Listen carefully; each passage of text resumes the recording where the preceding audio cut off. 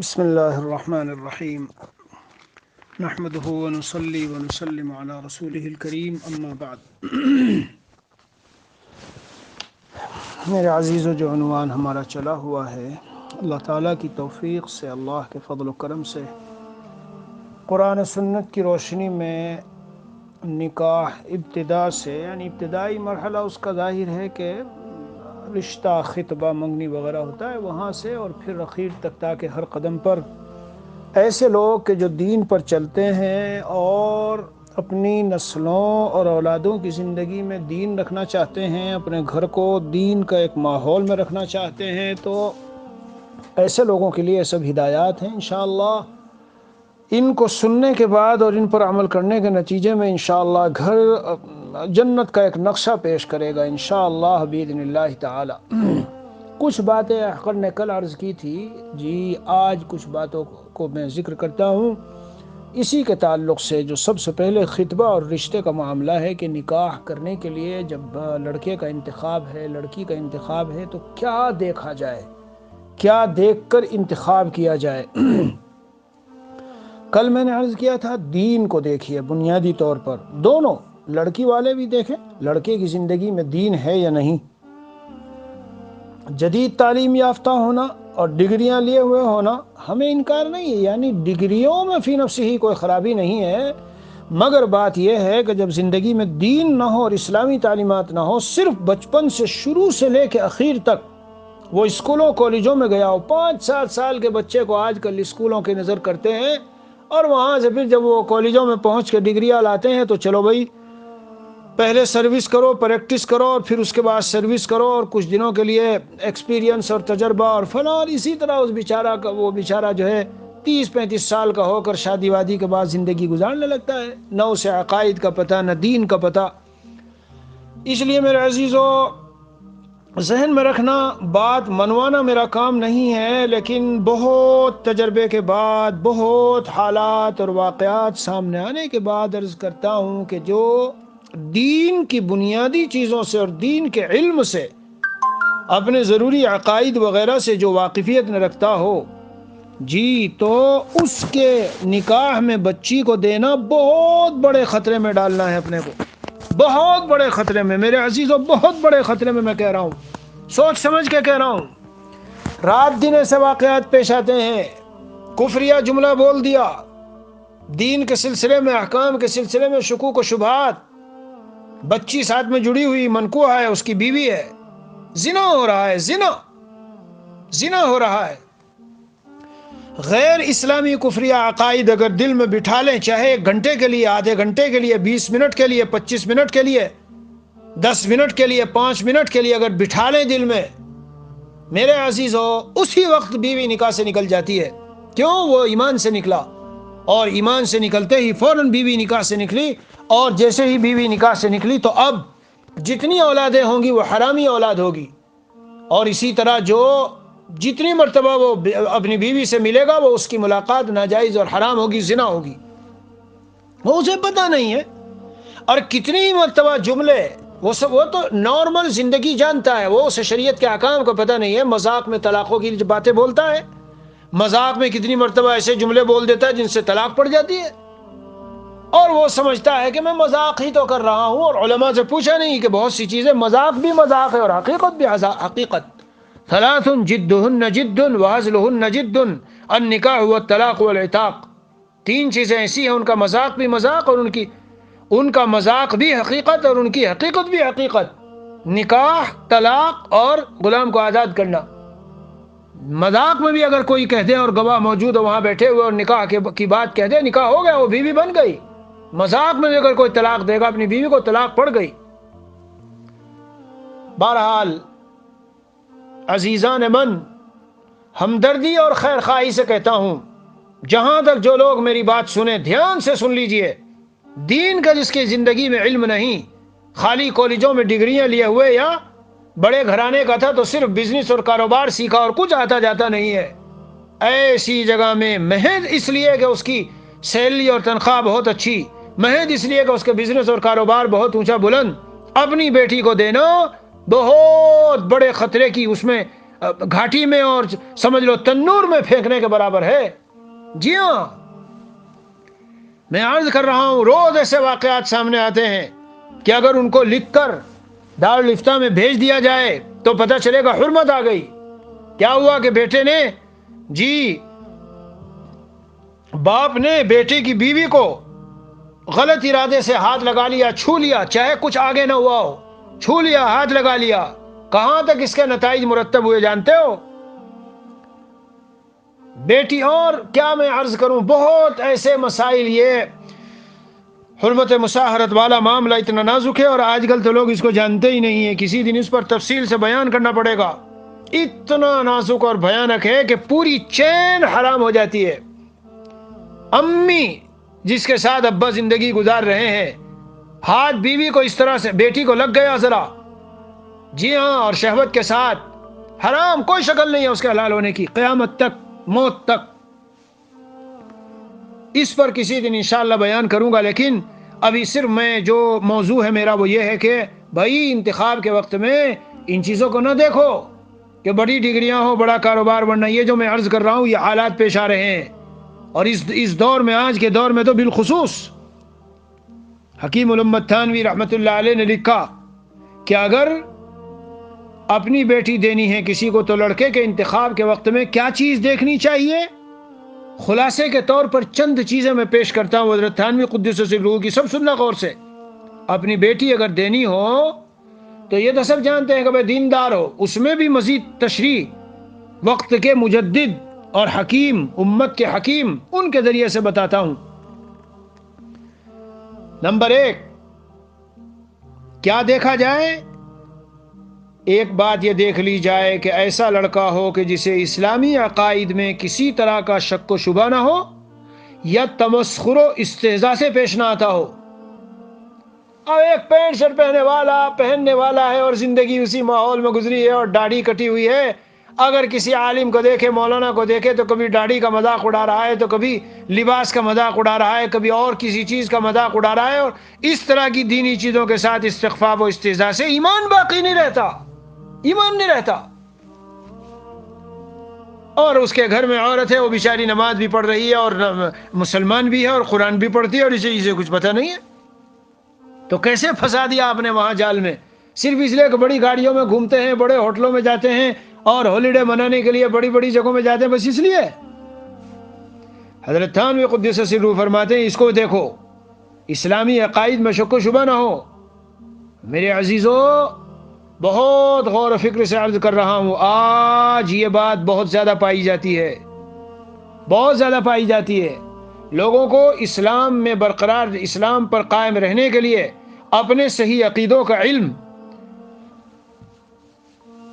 میں نے ایک مرتبہ جہاں بہت سے مختلف ملکوں کے طلباء تھے، بیان میں اس طرح سے بیان کیا، اور بیان میں ایک بات کہی کہ اگر کسی کو احتمال کے درجے میں بھی یوں دل میں آ جائے کہ بھائی میں مسلمان ہوں اور اسلام کو مانتا ہوں اور بالکل سچا مذہب ہے، لیکن چلو 1%، آدھے % قادیانیت کا ذرا مطالعہ تو کر کے دیکھیں، عیسائیت کا مطالعہ تو کرے، یہودیت کا ذرا کتابوں کو کنگھالے، تو کہیں ایسا نہ ہو کہ ہم آنکھیں ہی بند رہ جائیں ہماری اور پتہ چلا آخر میں کہ وہی حق تھا۔ پیارو، صرف یہ خیال دل میں اس طرح آ جانے سے ہی آدمی ایمان سے خارج ہو گیا۔ یہ نہیں کہ جب پتہ چلے گا کہ نہیں اسلام برحق ہے، میں نے دلائل سے پتہ کیا ہے، وہ فلاں برحق نہیں، فلاں صحیح نہیں ہے۔ مذہب اسلام کو اس طرح ماننا کہ یقین سے وہ برحق نہیں، میں دلائل ڈھونڈتا ہوں اس کے بطلان کے، باطل ہونے کے، اس طرح نہیں دلائل ڈھونڈتا کہ دیکھوں ذرا کہیں ایسا تو نہ ہو کہ قادیانیت برحق ہو۔ تو جب میں نے اس طرح کہا اور ان کے بتایا کہ شریعت اسلامیہ کے احکام منسوسہ، قرآن سے جو اس طرح کے احکام ثابت ہیں، جی ان کے بارے میں اگر اس انداز سے شک پیدا ہو گیا 0.5% اور 1% کے درجے میں بھی اور 0.25% کے درجے میں بھی، تو آدمی مسلمان باقی نہیں رہے گا۔ تو نکل کے مجھے کتنے کہنے لگے، حضرت آپ سے تو آپ عجیب بات سنیے، ہم تو جب یونیورسٹیوں میں اپنے اپنے ملکوں میں پڑھتے تھے تو ایسی تو بہت ساری چیزیں وہاں لائی جاتی ہیں اور ان میں شکوک و شبہات ڈالے جاتے ہیں شریعت کے احکام میں۔ مجدد کی بات پیش کرتا ہوں، مجدد کی، فرمایا جب انتخاب کرو تو یہ دیکھ لو کہ اسلامی عقائد میں شک و شبہ نہ ہو، اور مزاج میں اس کے دین کے ساتھ اور دینداروں کے ساتھ تمسخر اور استہزاء والا معاملہ نہ ہو۔ بہت پھرتے ہیں ایسے، ایک تو بیچارے سیدھے شریف لوگ وہ ہوتے ہیں کہ ظاہر میں کوئی زیادہ دیندار نہیں ہے، بظاہر دنیا دار ہے، داڑھی کٹی ہے، پینٹ شرٹ پہن رہے، لیکن سمجھتے ہیں کہ بھئی یہ غلط ہے، ہمیں بھی اللہ والوں کی صورت بنانی چاہیے، لیکن نفسانی خواہشات کی وجہ سے اور کچھ ایسے بظاہر کچھ ایسی دنیاوی چیزیں ہیں جس کی وجہ سے نہیں کر پاتے۔ یہ لوگ معذور ہیں، پھر بھی کسی درجے میں غنیمت ہے۔ بہرحال آگے بڑھو، نمبر 1 ہو گیا۔ تو نمبر 1 میں کیا ہوا؟ دین اور دین کا علم، اتنا علم جس میں اتنی درجے کی بات ضروری ہو، عقائد کے درجے میں۔ جی ہاں۔ نمبر 2، حضرت تھانوی قدس سرہ فرماتے ہیں، یہ بات دیکھ لو، نمبر 2، دوسرے طبیعت میں صلاحیت ہو کہ اہل علم اور بزرگوں کا ادب کرتا ہو۔ ہاں، اہل علم اور بزرگوں کا ادب ہو مزاج میں، جب علماء کا نام آئے، مشائخ کا نام آئے، بزرگوں کا نام آئے، جی سنت کی بات آئے، سرور عالم صلی اللہ علیہ وسلم کی بات آئے، تو محسوس ہو کہ اس کے قلب میں عظمت ہے، یعنی نبی اور نبی کے وارثین کا ادب اور احترام ہے ان کا۔ جی ہاں، علماء اور مشائخ کا ادب و احترام اتنی بڑی چیز ہے کہ حضرت گنگوہی نے فرمایا ہے، جو علماء کو دنیا میں رہتے ہوئے برا بھلا کہتا ہو، مرنے کے بعد قبر کھول کے دیکھ لو کہ اس کا چہرہ قبلے سے ہٹا دیا جاتا ہے۔ جی۔ نمبر 3، سننا بھائی غور سے، نمبر 3 یہ میں عرض کر رہا ہوں، جس کو اپنی بچی دینا چاہتے ہو، نکاح کرانا چاہتے ہو جس لڑکے سے، نمبر 3 مزاج نرم ہو، نرم خو ہو، یعنی نرم مزاج ہو، غصے والا، تیڑ پھیڑ والا، جوش والا نہ ہو، نہ آپ کی بچی کو ستا دے گا، پریشان کر دے گا، 1000 تبلیغ میں جاتا، 1000 چلے لگاتا، اور خانقاہوں میں جاتا ہے، مشائخ کے پاس، سب اپنی جگہ، لیکن اگر طبیعت میں تیش اور جوش اور غصہ ہے تو کسی کام کا نہیں ہے۔ ہمارے حضرت والا رحمۃ اللہ علیہ کو، تو مسیح الامت رحمۃ اللہ علیہ کو بڑی وہ تھی، غصے سے فرماتے جی چاہتا ہے کہ لا کے اسے کہیں گڈھے میں زمین میں دفن کر دوں۔ بہرحال تو تیسری چیز یہ دیکھ لیجئے کہ طبیعت میں نرمی ہو، نرم مزاج ہو۔ نمبر 4، اپنے متعلقین کے حقوق ادا کرنے کی اس سے توقع ہو، یعنی اس کے احوال کا جب پتہ لگاؤ تو دیکھو دوستوں کے ساتھ، اقرباء اعزاء کے ساتھ، آس پاس والوں کے ساتھ کس طرح رہتا ہے، کیا انداز ہے۔ جی ہاں، ان سے لڑنا جھگڑنا اور تحقیر و تنقیس اور عیب جوئی یہ ہے، یا خادمانہ انداز سے رہتا ہے اور نیک انداز سے رہتا ہے کہ سب کے حق ادا کرتا ہے۔ جب ایسا ہوگا تو تبھی تو انداز ہوگا کہ بھائی ہم اس کو بیٹی دے رہے ہیں تو اس کے جو بھائی ہوں گے، جی، اور اسی طرح جو بننے والی خوش دامن ہوگی، اور خالہ اور فلاں اور خالو اور یہ وہ ادھر ادھر سے جتنے رشتے ہیں سب کے ساتھ یہ نبھاؤ کر سکے گا۔ ایسا مزاج کا نہیں ہے، یوں تو بڑا ڈگری والا ہے اور انجینئر ہے اور ڈاکٹر ہے اور تاجر ہے، لیکن ایسا گھمنڈ میں رہتا ہے کہ کسی سے کوئی مطلب واسطہ ہی نہیں، ایسے کو مت دو۔ حضرت کی بات سناتا ہوں۔ نمبر 5، بقدر ضرورت، اور بقدر ضرورت مالی گنجائش کا ہونا تو ضروری ہی ہے۔ مالی گنجائش جی ہاں ہونی چاہیے، بھئی جس کو لڑکی دے رہے ہو وہ لڑکی سنبھالے گا تو کیسے سنبھالے گا؟ میں نے جو کل بات عرض کی تھی آپ کو ذہن میں رکھنی چاہیے، میں نے اس کی نفی کی تھی کہ مال اور دولت کو نہ دیکھو، بقدر ضرورت گزارے کے، جس انداز سے وہ کھا رہا ہے پی رہا ہے، بچی کو بھی کھلائے گا پلائے گا۔ جس کے پاس اتنا مال ہی نہ ہو تو شریعت کہتی ہے کہ تو نکاح نہ کر، ہاں تیرے لیے یہ کہ ابھی صبر کر اور روزے رکھ، حدیث شریف میں موجود ہے۔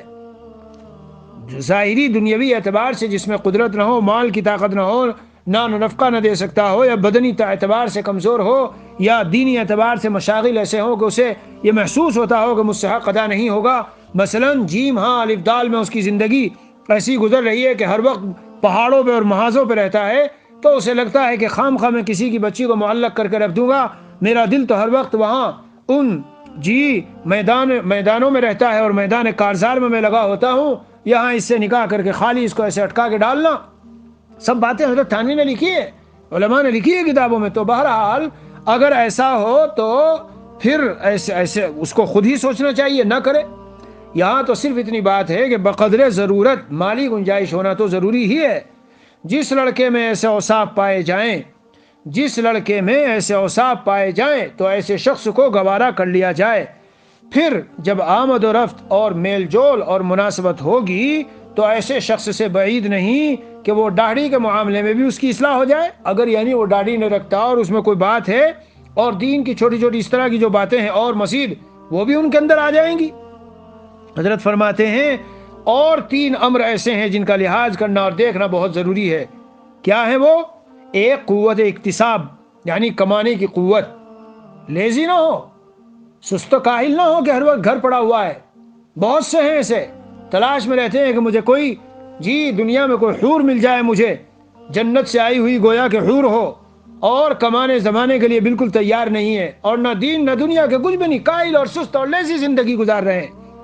جی ہاں، ایسے غافل آدمی کسی کام کا نہیں ہوتا میرے عزیزو، نہ دنیا ہی کے معاملات میں وہ سرخرو ہوتا اور نہ دین کے معاملے میں۔ بہرحال قوت اکتساب، کمائی کی قوت ہو۔ جی، اور حضرت فرماتے ہیں کہ دوسرے، کفاءت اور برابری میں زیادہ تفاوت نہ ہو۔ جی ہاں، بہت زیادہ تفاوت، مثلا بہت ہی غریب گھر کی بچی، بہت ہی مالدار گھر کی بچی بہت غریب اس میں چلی گئی، یا عمر کے اعتبار سے بہت زیادہ تفاوت ہوا، حضرت تھانوی نے لکھا ہے کہ یہ بھی نہ ہونا چاہیے۔ اسی طرح آگے حضرت فرماتے ہیں تیسرے، دینداری، ان دونوں صورتوں میں زیادہ کاوش چھوڑ دے، ورنہ وہی بات پیش آئے گی جس کا ذکر حدیث میں ہے کہ جب اخلاق اور دین میں کفاءت و مناسبت ہو تو نکاح کر دیا کرو، ورنہ زمین میں فساد کبیر ہوگا۔ یعنی وہ جو دوسری چیز ہے اس میں زیادہ توجہ نہ دے، دینداری کو زیادہ بڑی بنیاد بنائے۔ تو بہرحال یہ سب چیزیں ہیں لڑکے میں دیکھنی چاہیے، اور بھائی دینداری لڑکی میں بھی دیکھنی چاہیے، تقوی پرہیزگاری بے پردگی میں تو نہیں پھر رہی ہے، ادھر ادھر غلط سلط تعلقات تو نہیں ہے، اور نیٹ پر ڈال کر اپنی شادیوں کا چرچا تو نہیں ہے نکاحوں کا۔ آج کل ایسے بھی نکاح ہونے لگ گئے صاحب۔ ایک ہمارے عالم ساتھی کہ بھائی مجھے نکاح کرنا ہے، دوسرا نکاح کرنا ہے، اور وہ پہلی بیوی یوں اور فلاں فلاں فلاں۔ کیسے کرتے ہو؟ کہ میں رات کو دیکھتا ہوں النکاح.com کھولتا ہوں اور وہاں سے تجویز وہاں سے منتخب کرتا ہوں۔ توبہ توبہ توبہ! بھلا جو عورتیں اپنے آپ کو وہاں ان پر ڈال کر اپنے احوال و قوائب بتا رہی ہے، اللہ کے بندو وہ تمہارے اس لائق ہے کہ تم ان کو اپنے نکاح میں لے لو؟ اپنی صورت بھی انہوں نے ڈالی ہے اور اپنی ساری داستان اور ساری چیزیں وہاں، پتہ نہیں روزانہ کتنے رابطہ کرتے ہوں گے، اور کتنوں کو جواب اور کتنے دیکھتے ہوں گے، اور وہ کتنوں کو دیکھتی ہوگی۔ اس لیے یہ چیز شریعت کی نگاہ میں میرے عزیز و پسندیدہ نہیں ہے۔ ہاں البتہ جس سے نکاح ہونا ہے یہ بھی ایک ہدایات میں سے ہدایت ہے شریعت میں، جس سے نکاح کرنا چاہتے ہو تو باب النظر الی المخطوبہ، کہ جس بچی سے جس سے نکاح کرنا ہے اسے دیکھ لو۔ النظر، یہاں بھی ایک عجیب نکتہ لکھا ہے حضرت تھانوی کی، اس میں بھی ہے، حضرت مفتی رشید احمد الدیانی نے بھی لکھا ہے کہ بھائی ان کو گائے بھینس بکری کی طرح سے سلوک نہ کرو ان کے ساتھ، کہ آ رہے ہیں دیکھ رہے ہیں، کسٹمر آ رہے ہیں، خریدار آ رہے ہیں، گائے بھینس بکری کو دیکھ رہے ہیں، جا رہے ہیں، کوئی کہتا ہے کہ یہ ایسی ہے اور وہ لڑکی کہتی ہے کہ یہ ایسا ہے، یہ فلاں ہے، اس میں یہ ہے۔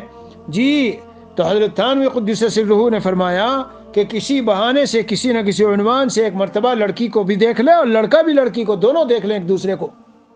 لیکن بہرحال حضرات مفتیان کرام نے فتوے کے درجے میں اس کی اجازت دی ہے کہ اگر باضابطہ تھوڑی دیر کے لیے، 2 4 5 منٹ کے لیے مختصر وقت کے طور پر، اس انداز سے کہ بالکل خلوت نہ ہو اس میں مکمل، اور